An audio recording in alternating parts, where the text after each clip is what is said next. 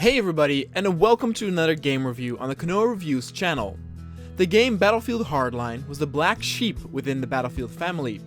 A lot of people have criticized DICE's latest entry with Battlefield 5, but some might forget that a lot of people disliked Hardline when it got released after the critically acclaimed Battlefield 4. I'm a big fan of series like Narcos and love police games like SWAT 4, and since the amount of police FPS games are quite rare, I wanted to give this game a chance after having only played the open beta way back when. Though of course in almost all Battlefield games it is important to review both single player and multiplayer, I literally only saw 3 people play the game online when I checked for multiplayer games at a certain point, so this review will solely focus on its single player, which also got lackluster reviews, but maybe for a budget price that you can buy it for up today, it might be worthwhile. Back when Hardline was announced, it also got released that Visceral, the studio responsible for the Dead Space series, would be making the single-player campaign portion of the game. People's hopes were high since Dead Space was quite popular, with everyone praising Dead Space 2 the most. I have never played Part 2, but I have to admit that I have played a large chunk of the first Dead Space, and weirdly as it sounds, I find that game quite overrated. Maybe I will go into more detail on that in a review of that game in the future. The single-player campaign of Hardline promises a unique spin on the Battlefield style with unique mechanics not to be found in multiplayer and a form that represents a cops TV show complete with previews and recaps of earlier episodes. There are 10 episodes in total, and depending on the difficulty and approach of the mission, stealth or brute force, you can easily complete it in between 5 and 6 hours. Quite short, but again, back in the day it was not the only focus. But for a game that is almost unplayable online now, this might be a deal breaker to some. But when I started the game, I knew of all the bad stuff people had said. I knew it would be short, I knew it would probably be very linear, like Battlefield 3 or 4's campaign, so therefore I could temper my expectations. I approached it the same way as I did with The Order 1886, where I knew about all the bad things, but would look at how it would hold up against a cheap price like 10 or 20 bucks. I was ready to delve into a storyline like Narcos, and for the first half hour or so the game seemed really promising. You start out at a motel, where you are about to do a drug bust. It becomes clear here immediately that the Frostbite engine still holds up after all those years. Textures are crisp and the overall look is beautiful and detailed, but this mostly shows in the early levels or the ones that take place in people's homes. Wider areas like factory grounds or the swamps of the Everglades actually look very empty and ugly at times, with the same alligators doing the same stiff animations of diving underwater again and again and again. I just wanted that section to get over with as fast as I could, and would argue that the best swamp section with one of those vehicles has been done in Resident Evil 5. But anyway, to get back to the start of the game, you and your partner are about to arrest these dealers, and it becomes clear here too that the acting is good, though the lines they have been given by the writers are sometimes absolutely cringeworthy. Your first partner is forcibly written like a douche and displays some hints of racism towards Cubans or maybe Latinos in general to make it easy to dislike him, and therefore the very foreseeable twist that he is corrupt all the easier to take in. It's a forced character trait that you don't need, as you can just write him as a douche without the remarks and actually have the twist that he's bad be a bit more impactful. You yourself play as Nick Mendoza, a police officer that vows to do the right thing, but this also gets thrown into the toilet in the dumbest way halfway through the game. But we will get there eventually. The drug bust itself in the beginning goes horribly wrong, and it all ends with a pretty exciting chase scene that is quite spectacular.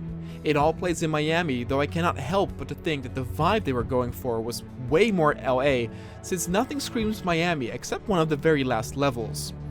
After the bust, you quickly get introduced to your new partner Kai, an Asian female officer, and together you will trace the coke you found earlier.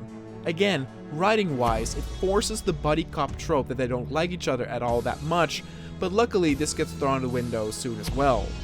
The game here introduces some new mechanics like stealth, complete with a throw a stone distraction we have seen in so many other games.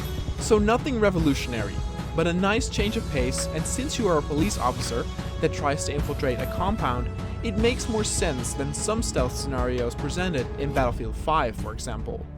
The cool thing too is that soon after, you get into a confrontation with some thugs, and the game gives you the choice of how to handle the situation. You can go in, guns blazing, and just have shootouts that feel surprisingly good with nice weapons and awesome destruction thanks to the engine. Battles are loud, hectic, and awesome, though can be a bit frustrating in later sections since this game also uses the alarm mechanics seen in games like Far Cry. If you are spotted, one of the AI will run towards an alarm and call in reinforcements, making the shootout more difficult than it should be. I prefer in that case a more set amount of enemies chosen by the creators instead of a possible what-if scenario with the alarm. If you don't want to go guns blazing, you can approach the situation stealthily, and the cool thing here is that you have multiple ways of doing this also. One mechanic is a bit weak, and that is the arrest mechanic.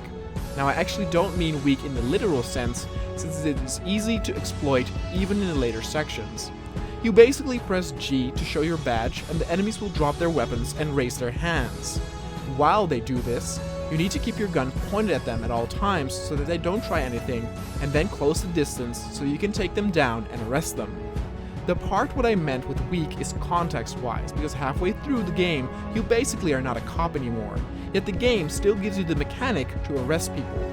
It makes no sense and really shows the lack of thought that went into this process, since it's incredibly stupid to see Mendoza use this in the later levels and the enemies comply.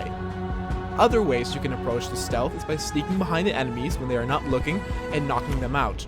Or use a taser, which takes them out too with a well-aimed shot. Or, if you have accessibility to silencers, you can kill them with a silenced pistol as well. The amount of different ways to approach the stealth is greatly appreciated, and the weapon customization is excellent. You gain experience for arresting criminals or finding evidence scattered throughout the levels. Some enemies that have warrants out for them also give extra points, and with the XP you unlock new weapons and weapon attachments, and it is really varied and detailed in what you can adjust. There are often lockers and suitcases spread throughout the levels where you can change your loadout. So the game looks good, the shooting feels good, and the different types of stealth is nice and weapon customization is good too. Though that all sounds like a very promising game, I have to unfortunately say that it is not, and it is mostly because of the story, levels themselves, unlikable characters, lack of variety, and a really weird and obnoxious part in the second half of the game. First, the story. The story is very cliché, and you can see the twists and turns coming from a mile away, including your own boss setting you up and becoming the bad guy. What is absolutely maddening in the story is that your new partner Kai also helps with setting you up, as she points a gun at you while everyone's there. This betrayal by your boss, your former partner, and Kai ends up with Mendoza spending 3 years in prison. That is 3 years of his life being thrown away. The game then continues with you being rescued by Tyson, the most likable character in the game in my opinion, and you are reunited with Kai and a tech guy named Boomer, which is the obnoxious comic relief of that group. What blows my mind is how easily Mendoza forgets that Kai helped in the betrayal and cost him 3 years of his life. She says that after Mendoza got locked up, she also got betrayed by her boss and now wants revenge. Oh boo-hoo! That is still no reason to just forgive her so easily. The whole betrayal thing is mentioned one more time in the large house of a crime boss, but is forgotten about everywhere else. It is incredibly bad writing, and just annoyed me, as you could have easily had her absent during the betrayal part and made the reunion all the more meaningful. I also got annoyed that the whole Narcos, or cops versus robbers idea, went out the window. As I said, the best parts of the game is its first 30 minutes to an hour where you are in Miami doing police stuff, exactly what I wanted. Shootouts or action could have been bigger with SWAT teams or open battles on the streets like the movie Heat, but unfortunately you are always only with one friendly NPC that doesn't really do a whole lot. Once you get set up and betrayed by your boss, you become a vigilante who joins this group of ragtag types who take justice in their own hands. It's again very cringy, bad, and exactly not what I wanted. The whole police feeling is pretty much dead halfway through the game. They could still have kept the police feeling if you would go undercover in their units or whatever, but you basically just become a criminal. Another big minor point is the lack of variety in the action. Though again, it is appreciated that you can tackle situations in different ways with stealth or full force, almost all of the scenarios are exactly the same. There's a large open area with various objects providing cover, and you need to take everyone out without or before them being able to set up the alarm. It almost never changes, and when they do have some new objectives, they're usually really boring, like one is scanning packages in the swamp, or, and this is the worst one, hack a computer and wait for it to be completed while enemies search for you. The part I described here last is completely broken. You basically head towards an abandoned car dealership and need to look for a PC in which you plug in a device to hack the files with. Once you have done that, a patrol drops by that searches the area. The first time I played this, they found me quite quickly, and an intense shootout followed, where they got reinforced again and again until the hacking was complete. I died in this section and had to do it over again. This time, I actually managed to kill 2 of the men who were patrolling, and the other 2 that come with the initial patrol were both patrolling outside of the building, not being a threat whatsoever. And so I just waited and waited and waited for the bar to fill as these mindless NPCs walked around the perimeter. No action, nothing. Just me on the floor having realized I broke this section because I took out the guards without them seeing me, which was not supposed to happen. And the worst thing then was that out of nowhere in the end, a car comes driving up with a minigun that takes the place under fire. This needs to happen in the level and is triggered. So even though I had not been found, all of a sudden this car comes crashing in and shoots at me. I call absolute bull on that and label it as bad game design. If you want to have a shootout that takes place no matter the cost, don't give the player the option to deal stealthily with the enemies in that section. So the type of scenarios you get presented are unfortunately always the same, except for one in the second half that also boggles the mind why they put this in here. By this time I already realized that this game was a far cry from the police game I hoped for, and I just wanted it to be over. But then a section comes where you head towards the desert to get a certain machine that can break any vault. Once you arrive in the desert, you meet the local population, who are these weird cult rednecks complete with a nuclear silo bunker in the style of Fallout. They take you prisoners, you get betrayed by another female character, I don't know why these writers cannot write women normally, who is of course also forgiven way too easy.